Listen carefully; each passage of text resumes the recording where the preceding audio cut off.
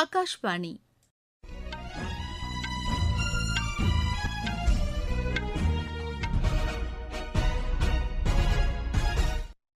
செய்திகள் வாசிப்பவர் மிருதுலா. தலைப்புச் செய்திகள்: பிரதமரின் நகர்ப்புற வீட்டுவசதி திட்டத்தின் கீழ் இதுவரை சுமார் 94 லட்சம் வீடுகள் கட்டி முடிக்கப்பட்டுள்ளதாக மத்திய அமைச்சர் திரு மனோகர்லால் தெரிவித்துள்ளார்.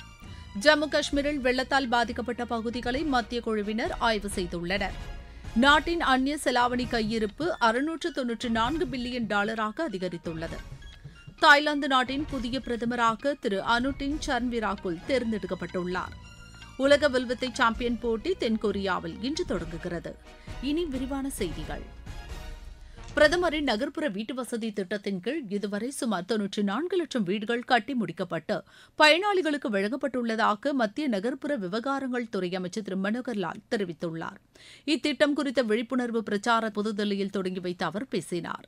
பிரதமரின் நகர்ப்புற வீட்டுவசதி திட்டத்தின் 2வது கட்டத்தின் கீழ் 1,20,00,000 வீடுகள் கட்ட அனுமதி அளிக்கப்பட்டுள்ளதாக அவர் கூறினார். இத்திட்டத்தின் கீழ் மீதமுள்ள வீடுகள் விரைவாக கட்டி முடிக்கப்படும் என்றும் அனைவருக்கும் வீடு என்ற குறிக்கோளுடன் மத்திய அரசு செயல்பட்டு வருவதாகவும் அவர் தெரிவித்தார்.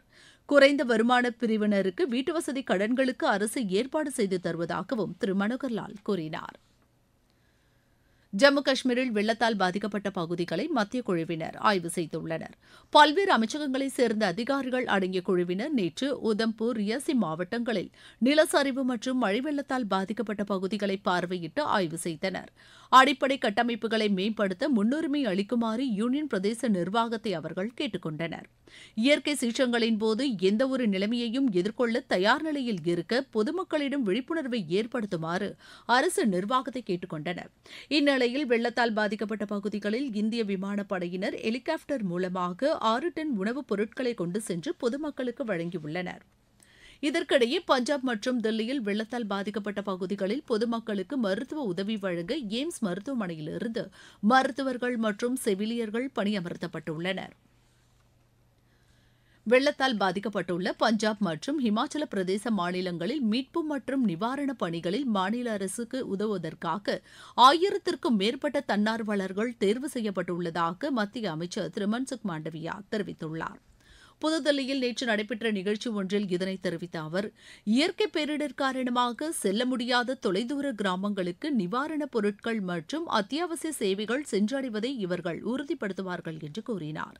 இதற்காக தேசிய பேரிடர் மீட்புப் படையின் சார்பில் இவர்களுக்கு பயிற்சி அளிக்கப்பட்டுள்ளதாக அவர் தெரிவித்தார். 2023ஆம் ஆண்டு தொடங்கப்பட்ட எனது இளைய பாரதம் என்ற வலைத்தளத்தில் நாடு முழுவதும் 1,70,00,000க்கும் அதிகமான இளைஞர்கள் பதிவு செய்துள்ளதாகவும், இயற்கை சீற்றங்களின் போது நிவாரணம் மற்றும் மீட்புப் பணிகளுக்கு இவர்கள் பயன்படுத்திக் கொள்ளப்படுவார்கள் என்றும் அவர் கூறினார். சாலை பாதுகாப்பு, வாக்காளர் விழிப்புணர்வு, சுற்றுச்சூழல் பராமரிப்பு ஆகியவை தொடர்பாக மக்களிடையே இவர்கள் பிரச்சாரம் மேற்கொண்டு வருவதாகவும் திரு மன்சுக் மாண்டவியா தெரிவித்தார். நாட்டின் அந்நிய செலாவணி கையிருப்பு $694 பில்லியன் அதிகரித்துள்ளது. கடந்த மாதம் 29ஆம் தேதியுடன் முடிவடைந்த வாரத்தில் $3.51 பில்லியன் அதிகரித்துள்ளதாக ரிசர்வ் வங்கி தெரிவித்துள்ளது. கடந்த வாரம் அந்நிய செலாவணி சொத்துக்கள் $1.69 அதிகரித்து $583.9 பில்லியன் எட்டியுள்ளதாகவும் தெரிவிக்கப்பட்டுள்ளது. நீங்கள் கேட்டுக்கொண்டிருப்பது ஆகாஷ்வாணியின் செய்தி அறிக்கை. நாட்டு மக்களுக்கான வரலாற்று சிறப்புமிக்க மோடி அரசின் தீபாவளி பரிசு சரக்கு மற்றும் சேவை வரி குறைப்பு. மருத்துவம் மற்றும் ஆயுள் காப்பீட்டிற்கான வரி முழுமையாக ரத்து. 39 உயிர்காக்கும் மருந்துகள் மீதான வரியும் ரத்து. அடுத்த தலைமுறைக்கான இந்த சீர்திருத்த நடவடிக்கைகளில் மாணவர்கள் பயன்படுத்தும் ஸ்டேஷனரி பொருட்களுக்கான வரி ரத்து. வீட்டு உபயோக மின்னணு பொருட்கள் மீதான வரி குறைப்பு. பால் பொருட்கள் மற்றும் பாத்திரங்கள் மீதான வரி 12%-இருந்து 5% குறைப்பு. வேளாண் இயந்திரங்களுக்கான வரியும் 5% குறைப்பு. வளர்ச்சியடைந்த இந்தியாவிற்கான பயணத்தில் மோடி அரசு தொடரும் சீர்திருத்த நடவடிக்கைகள்.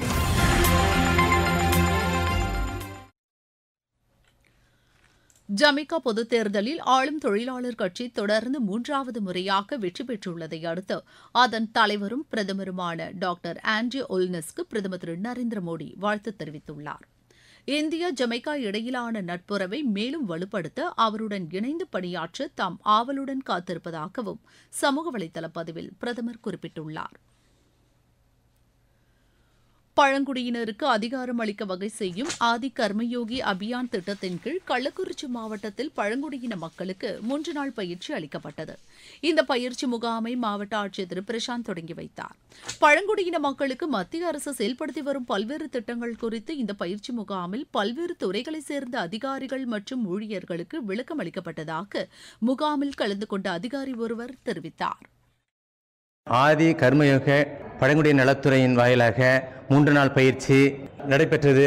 இந்த பயிற்சியில் தொல்குடியில் இருக்கின்ற குக்கிராமங்களில் வசிக்கின்ற மக்களுக்கு அடிப்படை தேவைகள் பூர்த்தி அடையாமல் இருந்த நிலையினை கருத்தில் கொண்டு அவர்களுக்கு அடிப்படை வசதிகளான குடிநீர் வசதி, சாலை வசதி, தெருவிளக்கு வசதிகள், PMAY பிரதம மந்திரி வீடுகள், மத்திய அரசின் சாலை மேம்பாட்டு திட்டம், இது போன்ற பல்வேறு திட்டங்களை தொல்குடி மக்களுக்கு கொண்டு போய் சேர்க்க வேண்டும் என்கிற நோக்கத்திற்காக எங்களுக்கு இந்த பயிற்சி 3 நாள் நடைபெற்றது. இந்த திட்டத்தின் மூலம் பயிற்சி பெற்ற நாங்கள் வட்டார அளவில் உள்ள கிராம ஊராட்சிகளுக்கும் அங்கு உள்ள தன்னார்வலர்களுக்கு இந்த பயிற்சியினை கொடுத்து அந்த ஆதி மக்கள் பழங்குடியினருக்கு சென்றடைய உறுதி எடுத்து இருக்கின்றோம் என்பதை மகிழ்ச்சியுடன் தெரிவித்துக் கொள்கிறோம். இந்தியாவுக்கும் அமெரிக்காவுக்கும் இடையே சிறப்பான உறவு இருப்பதாகவும் வர்த்தக பிரச்சினையில் ஏற்பட்டுள்ள மோதல் குறித்து அச்சப்பட ஒன்றுமில்லை என்றும் அமெரிக்க அதிபர் திரு டொனால்டு டிரம்ப் கூறியுள்ளார். வாஷிங்டனில் நேற்று செய்தியாளர்களிடம் பேசிய அவர், பிரதமர் திரு நரேந்திர மோடி மிக சிறந்த நண்பர் என்றும் தொடர்ந்து இந்தியாவுடன் அமெரிக்கா சுமூகமான உறவுகளை பராமரிக்கும் என்றும் தெரிவித்தார். இருப்பினும் ரஷ்யாவிடமிருந்து அதிக அளவில் கச்சா எண்ணெயை இந்தியா வாங்குவது தமக்கு ஏமாற்றம் அளிப்பதாகவும் அவர் கூறினார்.